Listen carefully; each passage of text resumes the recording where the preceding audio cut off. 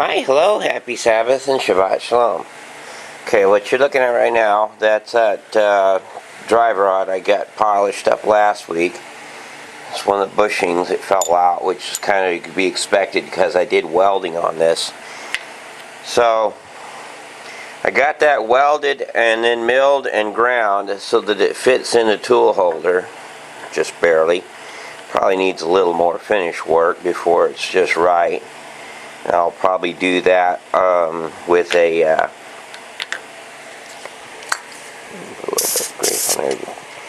reduce the rust accumulation here. Anyhow, so I'll probably end up using some 2000 grit paper and filing that down to a little better fit. So that's part of what I got done this past week. I spent a lot of time, like I said, I have the welder out because I had the weld on it. I used the TIG welder attachment rather than the stick. And of course I had the mill in operation for this to shave off very precise amounts. Had to take the jaws out because they're uneven. You know, little things like that, but nothing really severe. I had been processing a little more tallow to go in here. Of course, still haven't finished. I went and I spent the money on a brand new stainless steel pot. Well, apparently that pot was literally paper thin for one, and for another, apparently what I thought in it was supposed to be alkaline lye that would have boiled down into granules and not been a problem. Turned out to be acid, and not sure where I put the actual pot. Maybe over here, but I don't think so. The acid, it turns out, whatever acid it is, apparently it has some iron in it or something. I'm not for sure where I got it from, why I have it, why it was in with the supposedly lye, but it's in there now. It looks like a normal pot here. This is not a pot. That's my little barbecue grill. The lid too said pot, which is already corroded from the acid. Some of the acid spilling here all over the place. The pot has a pinhole in it and it's discolored. So that didn't go well. I may have to get another pot, only this time I know I'm going to go ahead and use some bicarbonate and boil it back to sodium carbonate. Back cook it till it's more stable. And or sodium hydroxide, whichever it comes down to. In the meantime, lesson learned. So now we'll walk around and look at the flowers real quick. So yeah, the spring flowers it's a little cold today.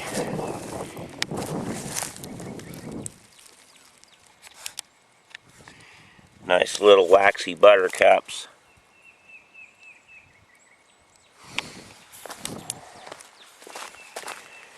Of course, the plums are starting to get out. I've got two different types. One's kind of got a purplish brown flower and one's got a snow white flower on it.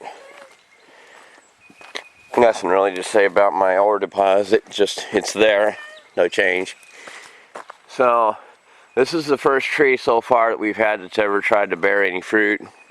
Whether it actually bears any fruits, anybody's guess. Whether any of it gets to the end of the year is highly unlikely.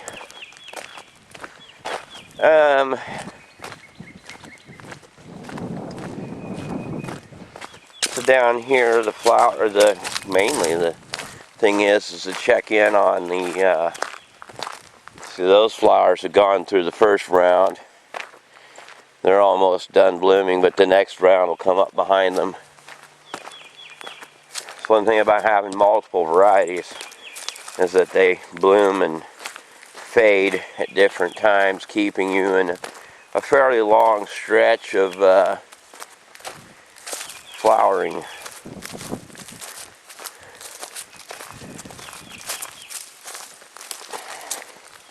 Which is kind of one of the neat things about this place. When you have 109 different varieties of flowers, you get flowers from early February to late December. So no change down here. And say, well, it's all growing up. And unfortunately, I'll end up having, if I'm going to level this, I'll end up having to bury that, which kind of sucks, but I want to go ahead and level this out eventually. Now, so what I'm really down here to look at is the poke.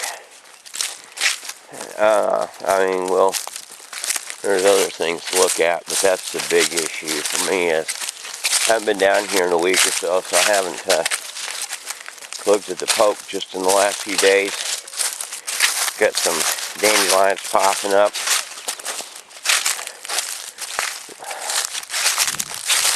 I like going over here. There's a squirrel running across the hill. The elderberries have not yet been devoured by the deer yet here, so maybe they'll, because of their height, flower up and escape being destroyed by the deer before they can fruit. Never know. And the verbena here. There's a pretty little cluster of them.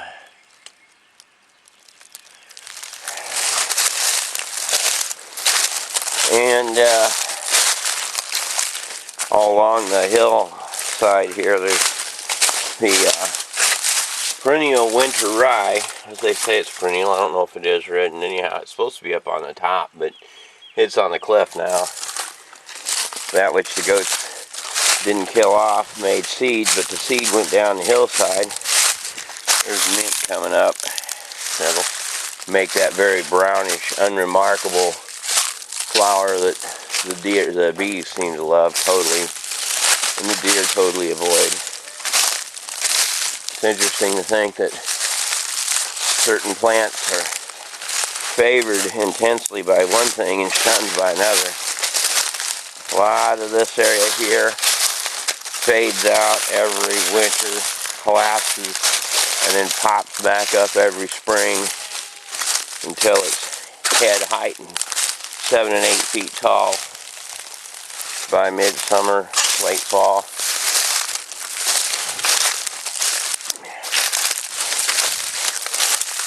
That's a willow tree. I gotta get rid of that.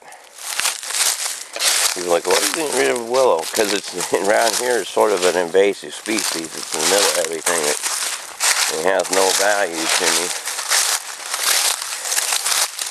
Huh. Looks like the poke got a little frostbite in there. Yeah. Just a little bit. It's still coming up, but it did get a little frostbite. Of course, I pulled those leaves back from it, exposing it a little bit. That probably wasn't a good idea. But, yeah. The poke is poking its little shoots up all along through there. So pretty soon that'll all be big enough to harvest, although it's a good month and a half away. More verbena. The grapes haven't opened up yet. So not any serious changes down here. You know, just things are still waking up. Like I say, it's about 45 degrees this morning, and so we're still in a time period where frost could still hit, which means there's a lot of things that you can't really do, like plant certain tender little seedlings because of the frost. There's some little violets there. There's just a couple here and there scattered through the undergrowth. along with the dandelions and again whatever kind of flower that is. There's a whole bunch of it right here, which makes a better shot, but pretty little things. Again, you look at these leaves right here, and you look at those leaves right there, they're technically two different flowers. The flower tops themselves look pretty similar, but they're not identical, and the actual leaves are significantly different. And over here, if you look really careful, and I'm not seeing them right at the moment, but I know I've seen them before, is that there's a bunch of little baby tiger lilies in here somewhere. There they are. Yeah, whole cluster of them. So they'll start filling in like crazy here after a while. Eventually I'll have to transplant them because this is either going to be garden or be field or both intermittently. So all along here, just regrowth on top of the pile of loose soil and rock that I've dug out. So that's pretty much the not too exciting, no major changes downstairs part of the report. Cherry tree's not ready to put on fruit yet. And yeah, same old, I suppose. I was really hoping, truthfully, that I'd see more growth out of the poke than I did, but it is what it is. Loads and loads and loads of deer hooves down in here. They come and they go and they eat what they want because I can't keep them out. Even with a 5-foot fence, I gotta have taller fences to keep them out. Someday, hopefully, I'll have this whole place fenced. If I live that long, my health is good enough. The other side of it, though, is that even though I hypothetically have enough fence wire for it, it's only 4 foot high, and so deer just go right over it. And so that's not real effective. I try my best to get the most of this land in the least number of miles of walking. Partly because I'm lazy and partly because I gotta go and feed the babies and get my shower. But up here,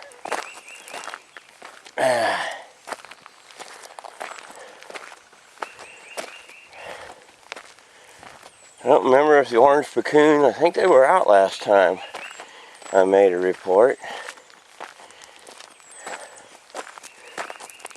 Pretty sure.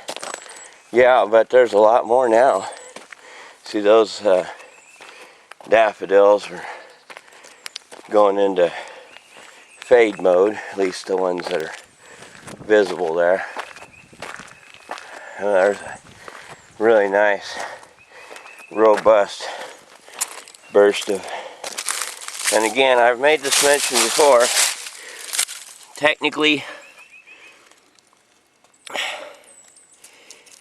these are related to butterfly weed. I think I either have 2 or 3 varieties of that family, but 2 for a fact, this being one and normal butterfly weed being another. It strikes me later in the year I'll be able to point out another one.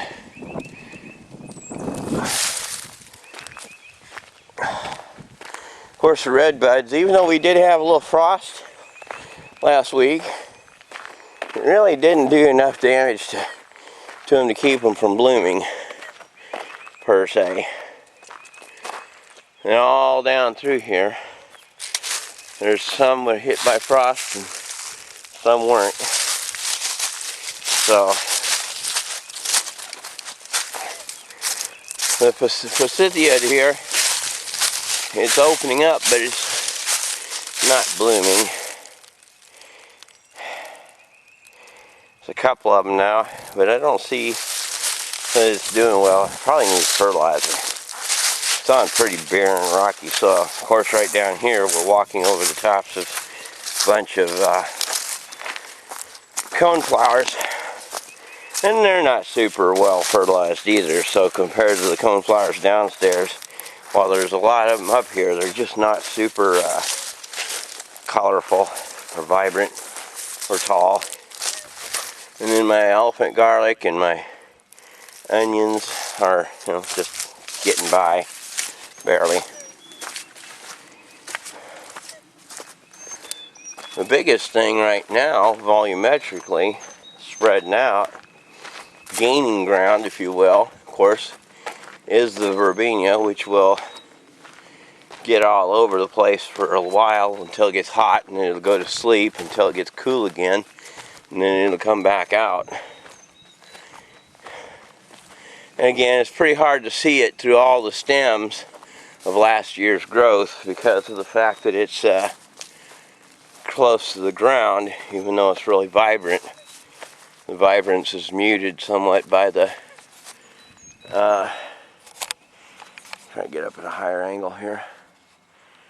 But the vibrance is muted somewhat by the overgrowth that's covering it. The hazelnuts are just slowly, little buds are expanding a little at a time, poking their little leaves out. I can't hardly tell any difference from this week and last week as far as what they look like. Bridal wreath hasn't opened up yet, but the baby's breath is about halfway through its flowering cycle. In the meantime, different ones of these flowers over here still open, haven't completely receded into dormancy.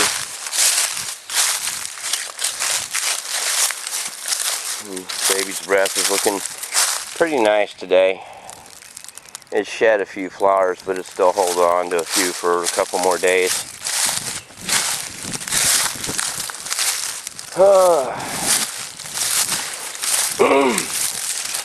The peony's got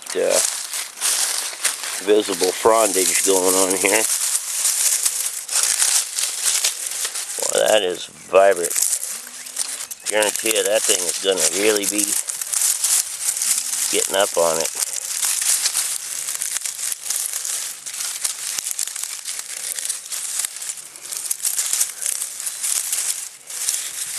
I don't know how many, if they have a fixed number of fronds every year. I say fixed number, I mean they grow 1, 2, 3, 4, 5.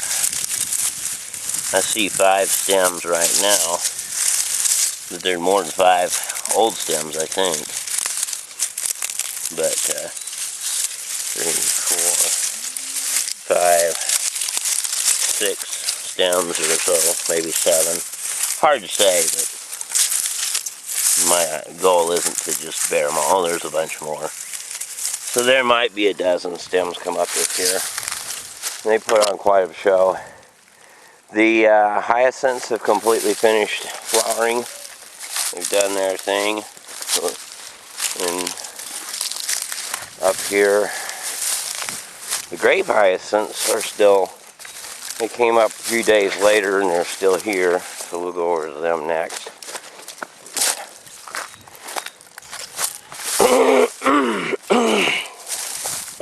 Okay, yeah, there we go. Get the gargling sound out of my voice a little bit. When you got burnt vocal cords, they tend to sound pretty crappy, no matter what you do. Anyhow, so the grape hyacinths are still holding on. What few we've got.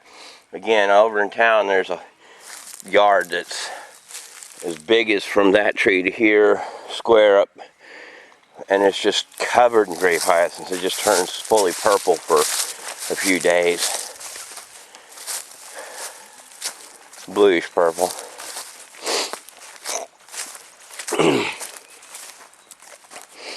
And the apple tree, we've got some blooms going on, so it'll be swarmed with bees here pretty soon, because they seem to like apple nectar pretty well.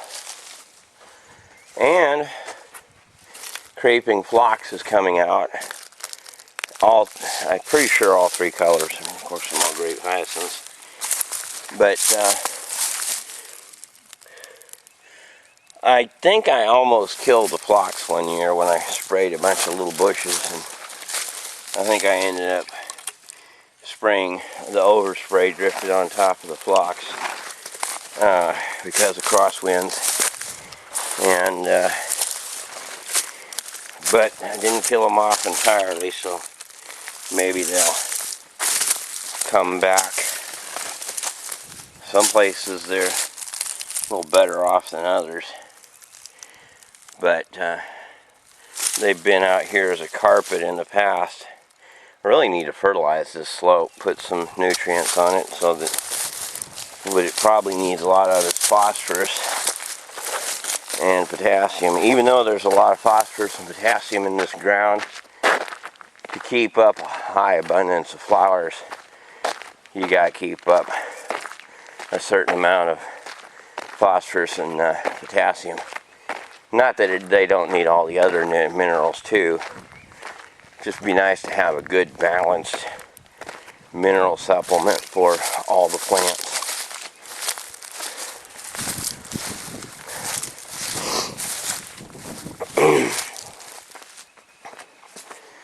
The thornless blackberry still hasn't fully opened up. It's got a few swelling buds, but it's moving at a much slower pace than the wild black raspberries. I say they're wild. I don't know if they're wild or if they're tame. There's them little yellow-green flowers, whatever they're called. But the raspberries are out, as are some of these regular plain wild regular blackberries, plain blackberries. Little plain blackberries look a little yellowish, like they need more iron. I don't know. I'll probably have to come back over here and supplement everything. The field, we're supposed to get some more rain in a few days. They've eaten it down quite a bit, which is to be expected. They're goats and they just eat non-stop. But this viney stuff here has been taking over the whole place in place of the original ivy. The ivy's just not an aggressive grower. But now the ivy is frost-proof, freeze-proof entirely. It just won't, the freeze doesn't kill it. But the other stuff is rugged and fast-growing. So while it may get froze back a tiny amount, it doesn't kill it off either. Of course, the tiger lilies are as much as a foot tall already over here, the more mature ones, and so they're going to grow, again, they'll grow 6-7 feet tall, at least as high as this roof, maybe higher. Of course, the henbit, and then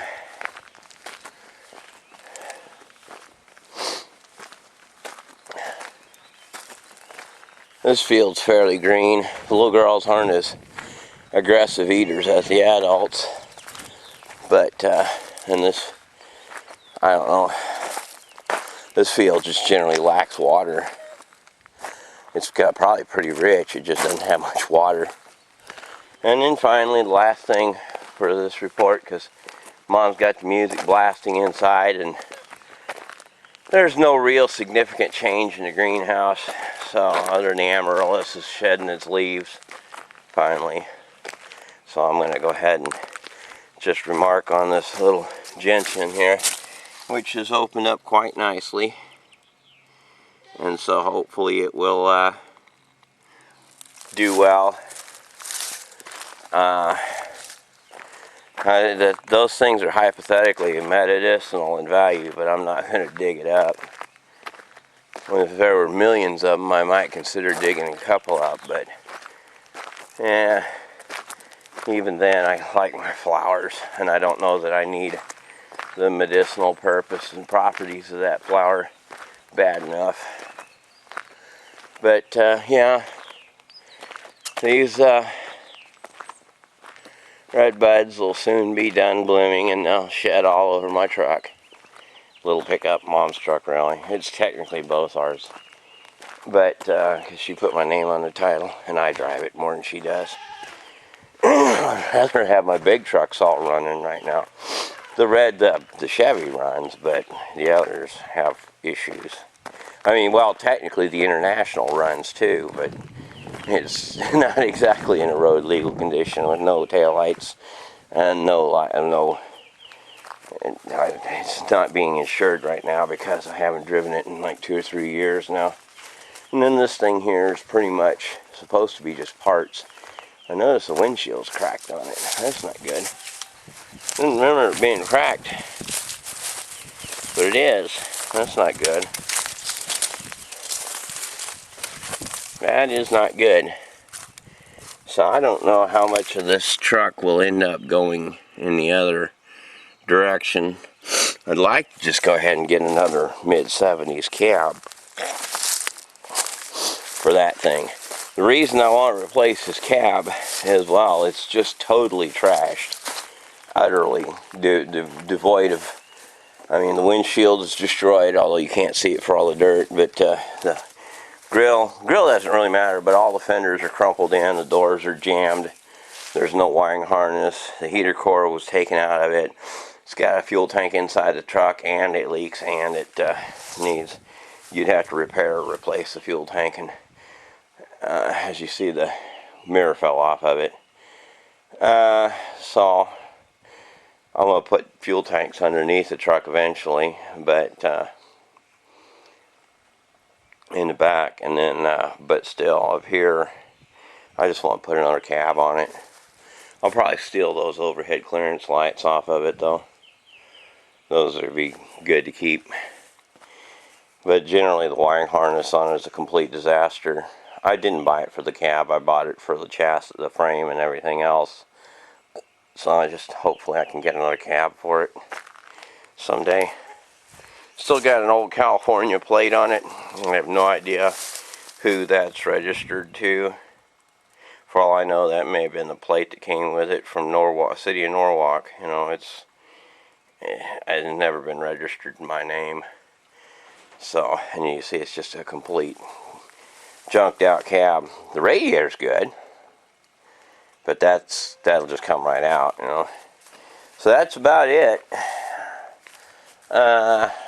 You know, down to 1 and a partial bale of hay, and I'll get some more when these are used up, but pretty much one of them deals, and I'm trying to get rid of the old hay before I bring in new hay, so the old hay doesn't just sit there and rot into dirt while the new hay doesn't have a place to go. And we're getting pretty close to hay cutting season, so hopefully it won't be long before I can come out with just fresh new hay. Not that Mr. Parnell's hay isn't really good and fresh, because he keeps it in his barn. In the meantime, I got one, I guess I'll mention that we verified that Ginger down here is definitely pregnant. Sorry about the wind and the mic. We're going down they call it breezeway for a reason. It's breezy.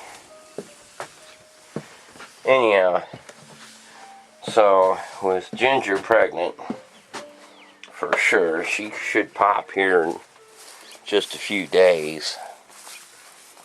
Yes, dinner. Yes. Yeah, you gonna be mama round number 2? Samantha, I sure wish you were pregnant too, but yeah, you just don't seem to be all that sociable at this point in your life. Yeah, so, and she'll probably have just one. Her mama only has one every time, except one time she had twins. And that one time that she had twins, I ended up giving them away, and one of them ended up dying, and the other one, I guess, went to market. I don't know. But, yeah, that's pretty much everything for this week. Oh yeah, I meant to mention that, I guess, that the, camera, yeah, it's not food. Yes. Anyhow, the Bermuda grass came up early this year, and even though we had a night of cold weather, it didn't kill it. So, I'm really excited this year for a massive thatching of Bermuda grass like no other year in the past. And the reason I think it survived so well was the fact that this pool of water here kept enough heat in the ground and on the ground that the grass was able to warm up real fast and start sprigging back out real early. So it is running runners already, so hopefully by fall there'll just be a massive carpet of Bermuda grass out here. That's my desired, wishful thinking on the matter. So that's about everything. I'm going to go ahead and call that it for this week.